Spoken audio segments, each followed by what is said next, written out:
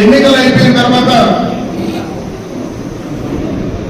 మనకు 11వ తేదీ ఎన్నికలైతే ఈరోజు 21 అనుకుంటా, 21 మధ్యలో ఒకసారి చంద్రబాబు నాయుడు గారు హైదరాబాద్కు రమ్మంటే 2 రోజులు అక్కడికి పోయినా ఆయనతో కూడా ఒక రోజు ఉండి ఆయన అమెరికాకు వెళ్ళిన తర్వాత నేను కూడా నిన్ననే బయలుదేరి రావడం, మరి అందరినీ కూడా ఒకసారి కలిసి వెళ్ళాలా, ఎన్నికలైన తర్వాత మీ అందరితో కూడా కలిసి మాట్లాడదామనే ఆలోచనతోనే ఇక్కడికి రావడం జరిగిందని చెప్పి ఈ సందర్భంగా కూడా తెలియజేసుకుంటున్నా. ఇప్పుడే మన వాళ్ళందరూ కూడా మాట్లాడారు. ఎన్నికలకు సంబంధించి మన భవిష్యత్తు మొత్తం కూడా ఈవీఎంలో ఉంది. ఎవరు ఎన్ని చెప్పినా ఏం మాట్లాడినా ప్రజల ఆలోచన, ప్రజలు ఏ నిర్ణయం తీసుకున్నారనేది ఖచ్చితంగా కూడా జూన్ 4వ తేదీ క్లియర్ కట్ గా అర్థమవుతుంది. ఎన్నికలకు ముందే ఇక్కడ జరిగినటువంటి పోలింగ్, రాష్ట్ర వ్యాప్తంగా జరిగిన పోలింగ్ మన నియోజకవర్గంలో ప్రత్యేకంగా 87.9% ఎప్పుడు చరిత్రలో లేదు. అంత పెద్ద పోలింగ్ జరగడం అనేది, అంత పెద్ద ఎత్తున ఇక్కడ పోలింగ్ జరిగిందంటే దానికి ఈ ప్రభుత్వం ఏదైతే పన్ను చేసిందో, ఈ ప్రభుత్వం పైన ఏ రకమైనటువంటి ఆలోచన ప్రజల్లో ఉందో అనడానికి పూర్తిగా కూడా కసిగా ఈసారి ఓటర్లు వచ్చారు. అంతకంటే కసిగా మన కార్యకర్తలు పనిచేశారు. రెండు కలిసి రేపు 4వ తేదీ ఖచ్చితంగా కూడా నిర్ణయం రాబోతోంది. ఈ నియోజకవర్గంలో అత్యధికమైనటువంటి మెజారిటీ తెలుగుదేశం పార్టీకి ఇస్తున్నారనేది క్లియర్ కట్ గా అన్ని సర్వేలు చెప్తారు. ఈరోజు ఏదో మనం ఇక్కడ పార్టీ తరఫున మనం మాట్లాడేది కాదు, వాళ్లే వైఎస్ఆర్ కాంగ్రెస్ పార్టీ నాయకులే చేతులు ఎత్తేసినారు. పూర్తిగా కుప్పం, పలమనేరు రెండు మా చేతుల్లో లేవు. వాటి గురించి ఆలోచించే పరిస్థితి కూడా ఈరోజు రాష్ట్ర వ్యాప్తంగా ఆ పార్టీ నాయకుల్లోనే లేదు. క్లియర్ కట్ గా రెండింటిలో మంచి మెజారిటీతో మనం గెలవబోతా ఉన్నాం. ఖచ్చితంగా చంద్రబాబు నాయుడు గారు మళ్ళా ముఖ్యమంత్రిగా ఈ రాష్ట్రానికి రాబోతున్నారు. గడిచిన 5 సంవత్సరాల్లో మనకు జరిగినటువంటి ఇబ్బందులు, కష్టాలు, నష్టాలు అన్నిటికీ కూడా రేపు దానికి సంబంధించి ఎంత ఇబ్బందులు పడ్డామో రేపు మళ్ళా అంత ఫలితాన్ని, మనకు జరిగినటువంటి ఆ నష్టానికి ఎవరైతే కారకులైనారో అది తిరిగిచ్చే కార్యక్రమం కూడా ఖచ్చితంగా ఉంటుంది. అదే కాకుండా ఎందుకంటే ఈ సందర్భంలో నేను ఎక్కువ మాట్లాడదలుచుకోలేదు, మాట్లాడేది కూడా కరెక్ట్ కాదు. ఈరోజు ఎన్నికలైపోయి మొత్తం కూడా ఎలక్షన్ కమిషన్ కి సంబంధించినటువంటి రూల్స్ కావచ్చు, అదేవిధంగా ఈ సందర్భం కావచ్చు, రెండూ కూడా ఈ టైంలో మాట్లాడేది కాదు. 4వ తేదీ పైన మళ్ళా ఒకసారి మనం కూర్చుంటాం. ఆ రోజు క్లియర్ కట్గా నేను ఏం చెప్పాలా, 5 సంవత్సరాల్లో మనం ఏం చేస్తా ఉన్నాం, మీరు ఎట్లుండాలా, నేను ఎట్లుండాలా కూడా ఆ రోజు క్లియర్ కట్గా చెప్తాను. ఈ రోజు మీ అందరితో కలిసి మాట్లాడేదానికే, మీ అందరినీ ఒకసారి పలకరించుకోవడానికే నేను ఈరోజు ఇక్కడికి రావడం జరిగింది తప్పించి వేరే ఆలోచన లేదు. అది కూడా ఇంత పెద్ద ఎత్తున మీరు ఇక్కడికి ఒక మెసేజ్ తో రావడం అనేది నిజంగా కూడా మామూలు విషయం కూడా కాదు. దీన్ని బట్టి క్యాడర్ లో ఉండే కమిట్మెంట్ అయితే ఏ రకంగా ఉందో క్లియర్ కట్ గా అర్థమైపోతుంది.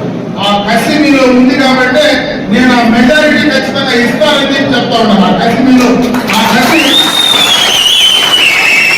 ఎప్పుడు కార్యకర్తల్లో, క్యాడర్లో ఇంత కసి కనపడాలి. ఈరోజు అంత కసి మీలో ఉందంటే ఎన్ని ఇబ్బందులు మీరు ఫేస్ చేశారనేది కూడా అర్థం చేసుకోవాల్సినటువంటి పరిస్థితి ఉంది. ఇక్కడే కాదు, రాష్ట్ర వ్యాప్తంగా కూడా ఇదే రకమైనటువంటి పరిస్థితి ఉందని చెప్పి సందర్భంగా మీ అందరి దృష్టిలో తెస్తా ఉన్నా. అదే కాకుండా మళ్ళా 4వ తేదీ ఎన్నికలకు సంబంధించి, మన పోలింగ్ సంబంధించి కూడా మనం ప్రిపేర్ కావాలా. ఖచ్చితంగా కూడా ఆ పోలింగ్ కౌంటింగ్ ఎవరైతే పోలింగ్ పూర్తి అయిపోయింది, కౌంటింగ్ ఎవరైతే పోతారో దానికి సంబంధించి ప్రిపరేషన్ అంతా కూడా మనం చేసుకున్నాం. అలా కూడా ఒకసారి మిమ్మల్ని అందరినీ కూడా కలుస్తా. ఎందుకంటే ఈ 10 రోజుల పాటు కూడా నేను కొంత పెద్ద చెప్పినటువంటి పనులకు దానికి నేను పోవాల్సి వచ్చింది. నాకు రేపు మళ్ళా ఆ రోజు ఎన్నికలకు ముందే ఒక గుడికి పోవాల్సి ఉంది. దానికి మా మీద కేసు పెట్టినప్పుడు ఆడికి పోదాం అనుకున్నా, కాకపోతే ఆ రోజు పోలేకపోయినా. కాబట్టి ఈ సమయం ఉంది కాబట్టి నేను రేపు మళ్ళా పోయి అమ్మవారిని దర్శించుకొని వచ్చేస్తా. మళ్ళీ పర్మనెంట్ గా అమ్మవారి ఆశీర్వాదం ఖచ్చితంగా ఉంటుంది. కాబట్టి మనకు 100% మనం గెలవపోతా ఉన్నాం. గెలిచిన తర్వాత మీ అందరూ నిర్ణయం తీసుకొని ముందుకు పోదామని చెప్పి తెలియజేసుకుంటూ మరొకసారి, ఎందుకంటే ఇప్పుడు ఎక్కువ సమయం నేను మీతో రాజకీయాల గురించో ఇంకో దాని గురించో ఇప్పుడు మాట్లాడేది సందర్భము సమయం కాదు. తర్వాత ఖచ్చితంగా దానికి సంబంధించి మాట్లాడేటువంటి పరిస్థితి ఉంటుందని చెప్పి తెలియజేసుకుంటూ మరొకసారి ఈ యొక్క వీకోట మండలానికి సంబంధించినటువంటి నాయకులు, కార్యకర్తలు మీరు బ్రహ్మాండంగా మొన్న జరిగినటువంటి ఎన్నికల్లో ఒక కమిట్మెంట్ తో, క్రమశిక్షణతో ఇంత పెద్ద ఎత్తున కసిగా పనిచేసి ఎక్కువ పోలింగ్ శాతాన్ని పెంచడమే కాకుండా ప్రతి ఓటర్ని తీసుకొచ్చి ఓటే ఇచ్చినటువంటి మీ అందరికీ మనస్ఫూర్తిగా మరొకసారి పార్టీ తరఫున, నా తరఫున కృతజ్ఞతలు తెలియజేసుకుంటూ సెలవు తీసుకున్నాను. జనసేనకు సంబంధించి కూడా ఈరోజు జనసేన పార్టీ నాయకులు, కార్యకర్తలందరూ కూడా బ్రహ్మాండంగా కూడా మనందరికీ సహకరించిన నియోజకవర్గ వ్యాప్తంగా ఆ జనసేన నాయకులకు, కార్యకర్తలకు కూడా మనస్ఫూర్తిగా నా యొక్క కృతజ్ఞతలు తెలియజేసుకుంటున్నా. మళ్ళా రేపు జరిగిపోయిన తర్వాత మిగతా విషయాలన్నీ కూడా మనం మాట్లాడదాం. అదేవిధంగా భారతీయ జనతా పార్టీకి సంబంధించి కూడా కష్టపడి కూడా వాళ్ళు పనిచేశారు. ఎన్డీఏకి సంబంధించి ఉమ్మడి అందరూ కూడా పనిచేశారు. కాబట్టి వారందరికీ మనస్ఫూర్తిగా నా యొక్క కృతజ్ఞతలు తెలియజేసుకుంటూ సెలవు తీసుకుంటాం. నేనైతే ఒకటే మీకు చెప్పదలుచుకున్నా, ఇది సందర్భం కాదేమో, చెప్పాలని అవసరం లేదు నాకు తెలియదు, కానీ మీరు పడిన కష్టానికి, మీరు జరిగిన నష్టానికి ఖచ్చితంగా ఫలితము ఎవరి వల్ల అయితే మనకు నష్టం జరిగిందో, కష్టం జరిగిందో అది తిరిగి అయితే ఇవ్వాల్సిందే తప్పదు. మీకు జరిగినటువంటి కష్టాన్ని పూరించే బాధ్యత అయితే 100% నేను తీసుకుంటానని తెలియజేస్తాను. ఈరోజు మాట్లాడే సందర్భం కాదు. ఇక్కడ మన నియోజకవర్గంలో ఎన్నికల ఫలితాలకు సంబంధించి గతంలో కొంత బైరెడ్డిపల్లిలో మనం వెనకబడిన మాట వాస్తవమే. అయితే ఎన్నికలకు ముందు రోజు, ఎన్నికలు ఇంకా 3-4 రోజులు ఉండే విధంగా అన్ని మండలాల కంటే మీరు ముందు పోయిన మాట కూడా వాస్తవం. ప్రతి మండలంలో కూడా మీరు అన్ని మండలాల కంటే ధీటుగా మంచి మెజార్టీ ఇక్కడ ఇవ్వబోతా ఉన్నారు. ఈ నియోజకవర్గం పూర్తిగా వైసీపీ వాళ్ళు కూడా వదిలేస్తారు, వాళ్ళ ఖాతాలో లేదు. ఇది పూర్తిగా దీన్ని కూడా ఈ పొలమనేరు, కుప్పాన్ని 2 వదిలే వాళ్ళు లెక్కలేసుకుంటున్నారు. కాబట్టి మనం ఎక్కడెక్కడ ఆలోచన కూడా ఈ నియోజకవర్గాల్లో మనం పెట్టుకోవాల్సిన పని లేదు. అదేవిధంగా రాష్ట్రంలో కూడా మళ్ళా 100కు 1000% చంద్రబాబు నాయుడు గారు ముఖ్యమంత్రి అవుతా ఉన్నారు. లోపల ఏది జరిగింది అనేది ఎన్నికలకు ముందు నేను చెప్పాలనుకుంటున్నా, కొన్ని అవసరం ఉందో లేదో నాకు తెలియదు, కానీ కింద ఒక భయం అయితే ప్రజల్లో ఉండింది. నేను ఎందుకు బయటపడలేకుండా అంటే ఇన్ని ఎన్నికల్లో చూసినాం. ఎన్నికలు అయిపోయిన తర్వాత ఆడాడ బయటకు వచ్చేస్తుంది. పోలింగ్ అయిన తర్వాత మరుసటి రోజు చెప్పేస్తారు, నేను దానికి వేసినా, దీనికి వేసినా, ఇంటికాడ నీళ్లు పట్టుకునే చోటనో లేదా ఒకటో యాడో ఒక చోట బయట వచ్చేస్తా ఉంది. ఎప్పుడు నేను ఇన్ని ఎలక్షన్లు చూసినా, కిషోర్ చెప్పినట్టు 30-40 ఏళ్ళుగా ఎలక్షన్లు, మన ఆయన ఎలక్షన్లు నటించి చూస్తా ఉన్నా. ఎలక్షన్లు ముందాక బయటపడరు, కానీ పోలింగ్ అయిపోయిన మరుసటి రోజు నుంచి యాడో ఒక చోట లీకేజ్ అయితే వస్తానే ఉంటుంది. అయితే ఈ ఎలక్షన్ లో పాపం అయిపోయినాక కూడా భయపడి బయట రావడం లేదు. లోపల ఏం జరిగింది అనేది క్లియర్ కట్ గా అర్థమవుతుంది. భయం అనేది ప్రజల్లో ఈ ప్రభుత్వం వచ్చిన తర్వాత ఒక భయాన్ని ప్రజల్లో పెట్టడం జరిగింది. ఆ భయానికి మందు అయితే లోపల ఇచ్చినారు, బయటకు వాళ్ళు ఈ రోజు కూడా బయటపడడం రిజల్ట్ వచ్చిన తర్వాతనే తెలుస్తుంది.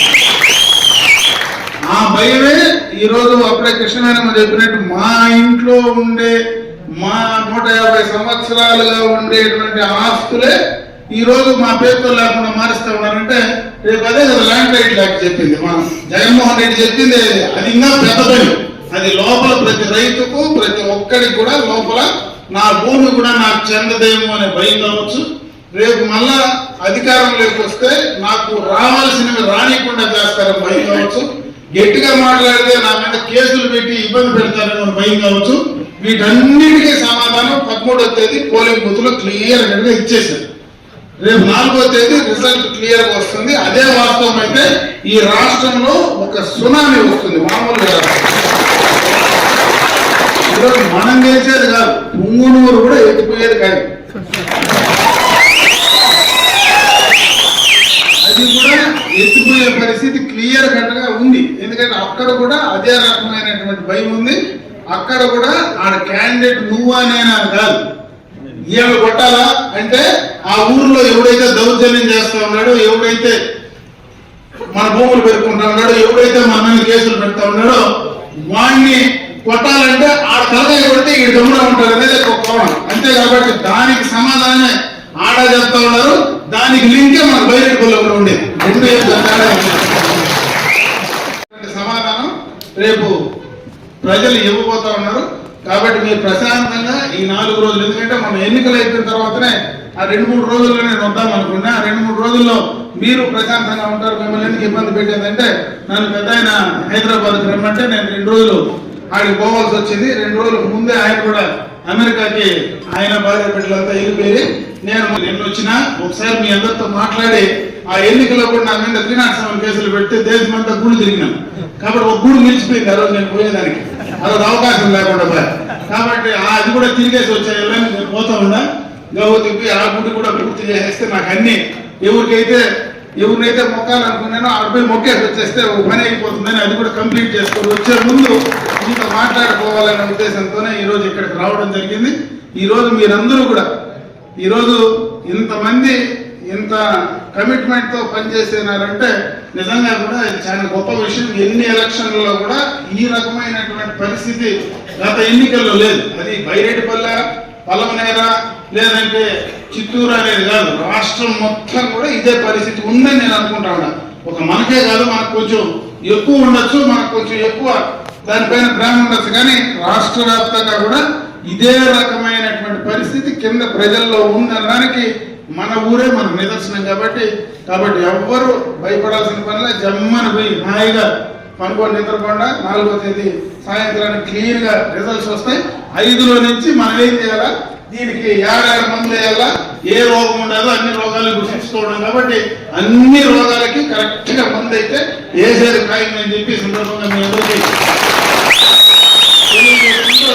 మరొక్కసారి జనసేన, తెలుగుదేశం పార్టీ, భారతీయ జనతా పార్టీ, ముఖ్యంగా యువకులు బెంగళూరు నుంచి వచ్చిన వాళ్ళు, ఈడ కాదు ఎన్నో బెంగళూరులో ఉండేవాళ్ళు కూడా ఎలక్షన్లకు ముందు వచ్చి కూర్చొని వాడి ఓటు వాడు వేసేసి మళ్ళీ పోయినాడు. రాత్రి 3 గంటలకు 5 గంటలకు కూడా కాసుకొని కూడా ఓట్లు వేసిన సందర్భాలు ఉన్నాయి. ఈరోజు మనకు యశ్వంతపల్లిలో తెల్లారుజామున 5 కూడా ఓట్లు వేస్తూనే ఉన్నారు.